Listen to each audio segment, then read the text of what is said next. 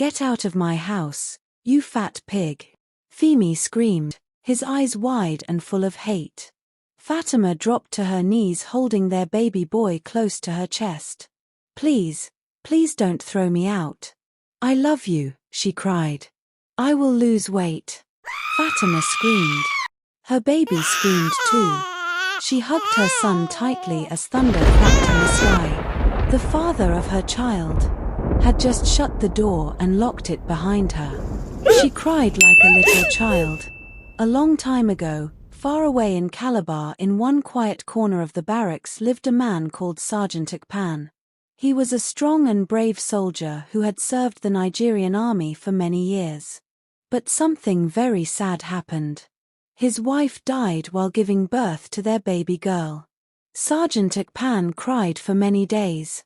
He held his baby in his arms and said, "I will name you Princess Fatima. You are my treasure now." He retired from the army early so he could stay home and take care of his daughter. Every day, he dressed her in clean clothes, braided her little hair, and walked her to school. Sergeant Akpan loved her more than anything in the world.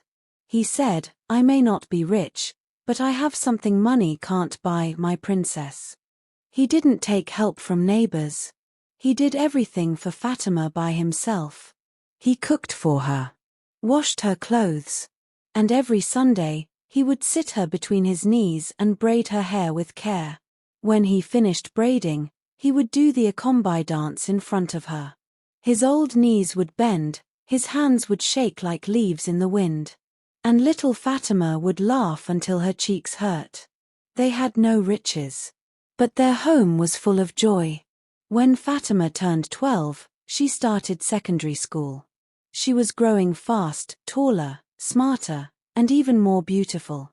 Sergeant Akpan still held her hand every morning. He walked her to school proudly. Fatima was a bright student, always first or second in class. But she was very shy. She didn't talk much, and she didn't play rough games. Some classmates liked her. They said, "She's so smart and pretty." But others laughed behind her back. They pointed and whispered, "She's too quiet. She doesn't have a mum. She's too close to her father." She didn't tell her daddy what happened because she did not want him to think. That night, she went to sleep hugging her pillow tight, wishing her mummy was still alive. Sergeant Akpan had a small wooden shop not too far from the barracks gate. He sold cold drinks and bottled water there. After school each day, Fatima would run to the shop with her school bag still on her back. She would sit beside her daddy and help him count money or arrange bottles. Sometimes, he would open a cold drink and say, "Princess, take this one. You've worked hard today." And she would giggle and sip it slowly like it was the best thing in the world. But not everyone came to the shop just to buy drinks. Some women would stop by and smile too much at Sergeant Akpan. One said, "Sergeant, you're still strong. Do you live alone? I can cook better than your late wife." Fatima would watch from her corner, eyes wide. She didn't like how they looked at her father. But Sergeant Akpan never smiled back. He would say quietly, "My heart is full. I don't need another." He had made a promise to his late wife that he will not remarry. Many years passed. Fatima grew into a fine young lady. She was still gentle, still kind, still her daddy's princess. Then one sunny afternoon, a postman brought a big brown envelope. Fatima opened it with shaking hands. She screamed, "Daddy, I got it. I have admission to study law in the University of Lagos." Sergeant Akpan jumped up from his chair. He danced his akombai dance again, arms in the air. But later that night, he sat alone on the edge of his bed, staring at her photo. For the first time, he realized his little girl would soon leave him. When the day came for her to travel to Lagos, he packed her things with care. They boarded bus, and Fatima held his hand tightly the whole way. When they reached Lagos, he helped her set up her tiny hostel room. He checked the locks. He swept the floor. That night, he couldn't sleep. He laid in a small hotel bed nearby, holding her baby picture. Tears rolled down his cheek. He whispered, "God, please protect my child. I won't be there to walk her to school anymore." The next morning, he followed her to school for her registration. He carried her file bag while she held his arm, laughing. After 2 days, it was time for him to return to Calabar. He hugged her for a long, long time. He looked into her eyes and said, "Don't be afraid. Just be yourself. I will always be proud of you." University life was big and strange. Fatima was quiet, shy. She didn't wear makeup like the other girls. She didn't know how to talk to boys. But she was very, very smart. She sat in front during lectures. She had a best friend named Jessica. Jessica was loud and funny. She always wore shiny earrings and walked like she was on a fashion runway. But Jessica had a big heart. She and Fatima were always together. They went to lectures together, studied in the library together, ate rice and beans together. Every evening after class, Fatima would go back to her room and call her daddy. They would talk for hours. She would tell him everything. About school. About Lagos traffic. Fatima was in her 3rd year when something happened. She met someone. His name was Femi. And he had a smile that made her heart do gbim gbim gbim. They met in the school library. Fatima was looking for a law book on the top shelf. But she couldn't reach it. Femi walked up behind her and said, "Let me help you." She turned around, and for a moment, everything slowed down. He handed her the book, and their fingers touched. Fatima looked into his eyes. Femi looked into hers. And just like that, something started. Jessica noticed it. One afternoon, she folded her arms and said, "Fatima, be careful, oh. All the Femi I know are heartbreakers." Fatima laughed. "Not this one, Jessica. He's different." But Jessica wasn't smiling. She said, "Just promise me you won't give him your heart too fast." But Fatima had already done that. She gave Femi everything, her time, her words, her dreams. She was a young girl in love. Femi was in his final year, and soon he graduated. He got a job quickly, as a banker in Lagos. But he still came to see Fatima in school. He would visit her on weekends, bring her suya and soft drinks. Sometimes, he even helped her wash her clothes. Their love grew like a young tree, fast and full of promise. Then one morning, Fatima woke up feeling strange. She felt weak. She couldn't eat. Jessica rushed out and bought a pregnancy test. Fatima sat on the bathroom floor, shaking. When she saw the 2 red lines, she cried. Not small tears. Big, loud, scary tears. She cried like a child who lost her way. "I'm pregnant," she whispered. Over and over again. Jessica held her and rocked her gently. "It will be okay," she said. But Fatima was scared. "What will Daddy say?" She called Femi. His voice was calm. Too calm. Like someone reading a newspaper. "Okay," he said. "Don't cry." That was it. No questions. No plans. Just okay. Fatima's heart broke a little that day. When she finally told her father, there was silence on the phone. Then a deep sigh. Then the soft voice of a man who had raised a girl all alone. "You're still my daughter," he said. "I'm disappointed, but I still love you." A few weeks later, he sent for Femi. Femi arrived on a Saturday afternoon. He bowed and greeted. But Sergeant Akpan didn't smile. He just looked at him, long and hard. "I won't let you marry my daughter until she has put to birth," he said. "I want to be sure you're not doing it just because she's pregnant." Femi looked nervous, but he nodded.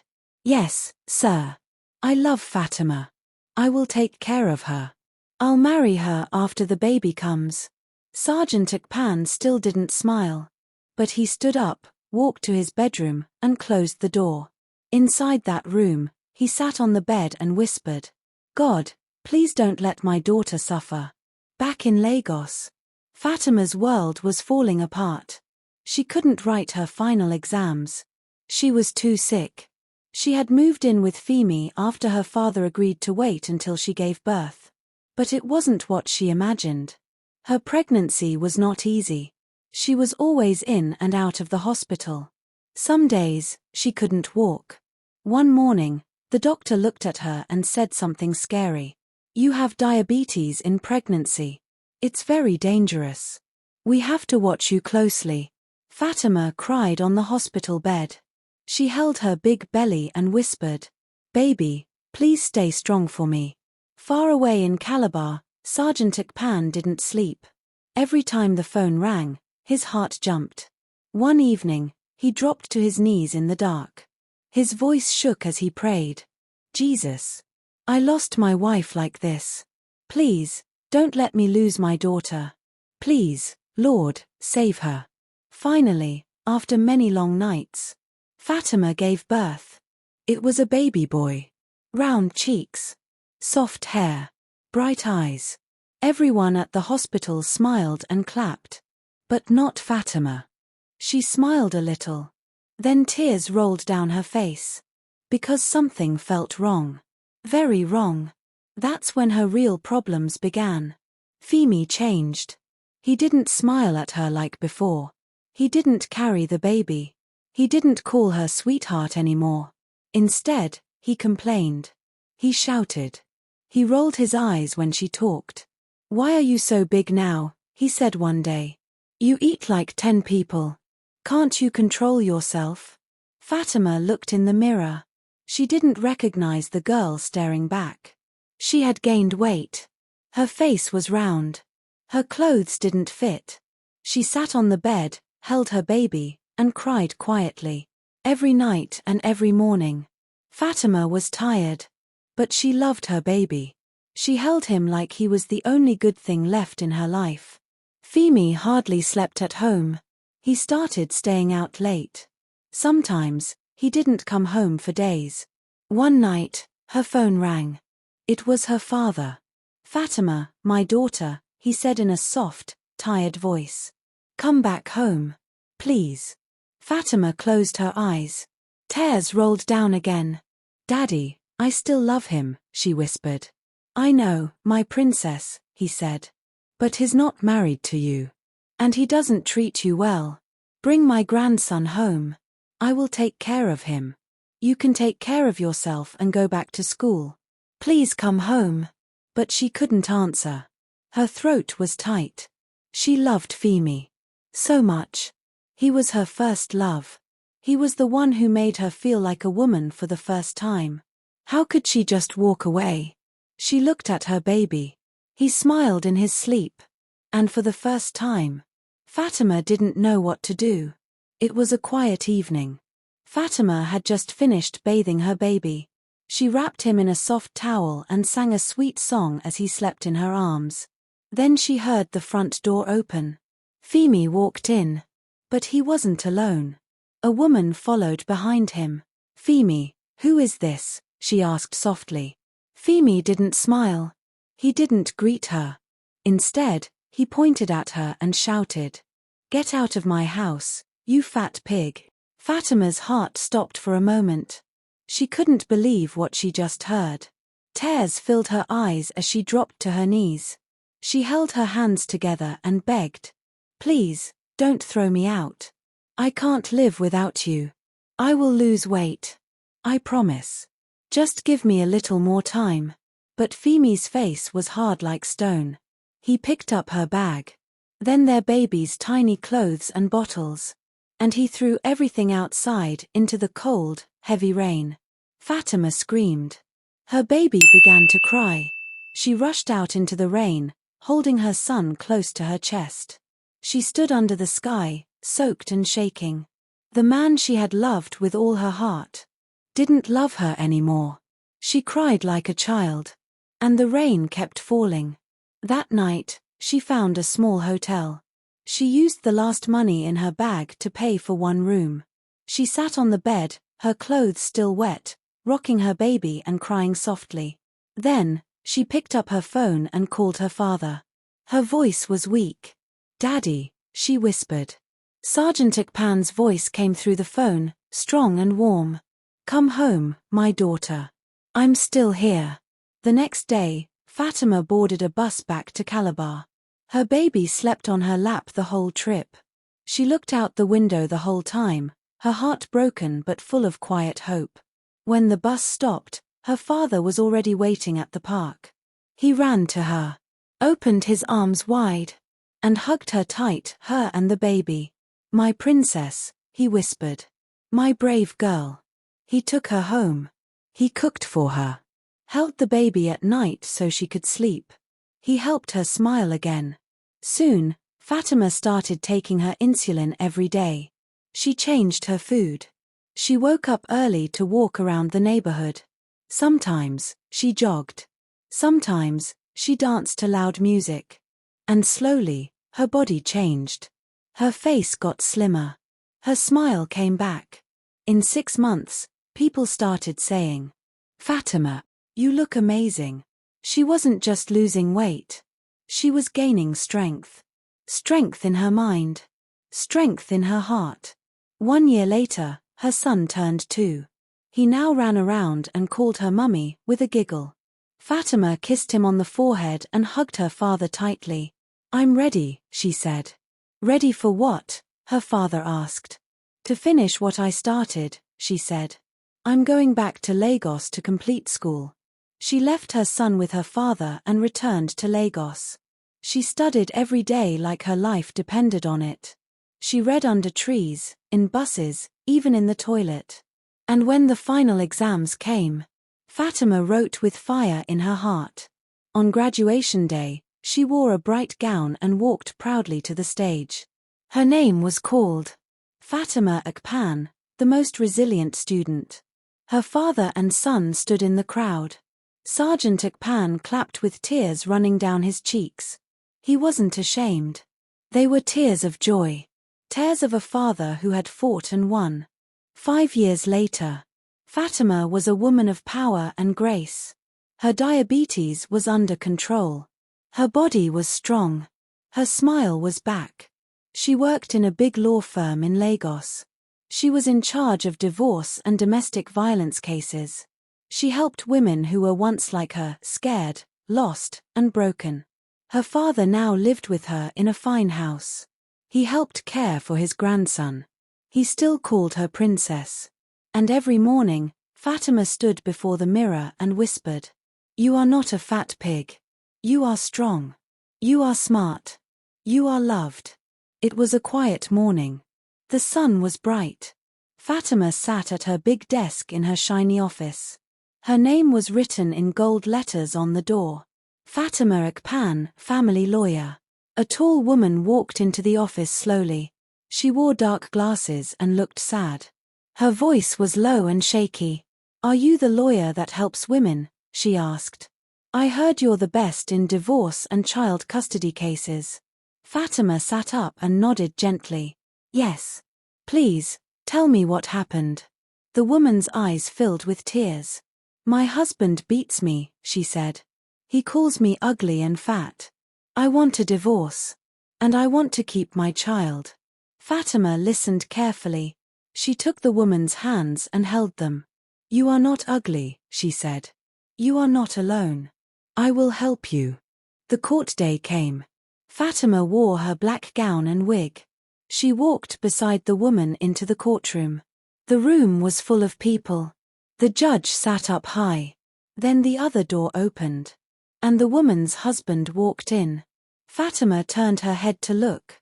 Her heart stopped for a moment. It was Femi. Yes, Femi. The same man who once threw her and their baby into the rain. The same man who called her a fat pig. The same man who walked away when she was broken. Femi froze when he saw her. His mouth opened. His eyes were wide. He couldn't believe it. The woman standing tall, in black robes, with confidence, was the same woman he once left in tears. Fatima stood calmly. She didn't shake. She didn't cry. She spoke boldly for her client. She told the judge the truth. About the beatings, the shouting, the insults, the fear. And this time, the court listened. The judge banged the hammer and said, Femi is guilty of domestic violence. He is sentenced to 5 years in prison. And custody of the child goes to the mother. There was silence. Then quiet tears. The woman hugged Fatima tight. Thank you, she whispered. You saved me. As Fatima walked out of the courtroom, she took a deep breath. The sun touched her face. Her heart was full, but not of pain. She walked to her car, opened the door, and then she shed one tear. Just one. A tear of joy. Because she remembered the cold night she was thrown into the rain. She remembered her baby crying. She remembered her father's warm arms. And now, she was strong. She had risen. She had helped someone else find her voice. She looked up to the sky and smiled. Thank you, Daddy, she whispered. Thank you for not letting me lose myself.